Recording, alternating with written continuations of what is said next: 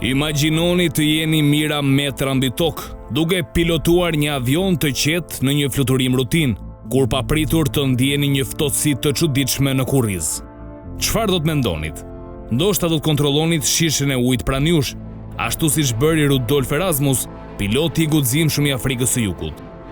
Por çfarë nëse në vend të një shishe uji do të zbulonit një kobra të rrezikshme që rrëshqet në sëndiljen tuaj?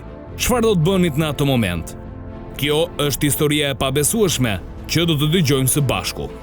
Piloti i Afrikës së Jugut, Rudolf Erasmus, pa djenin e tij kishte marrë në fluturim një pasagjer të ri, në lartësi 11.000 metra nga toka. Megjithatë nuk ishte një njeri, por një kobër që rrëshqiste nën sëndiljen e tij.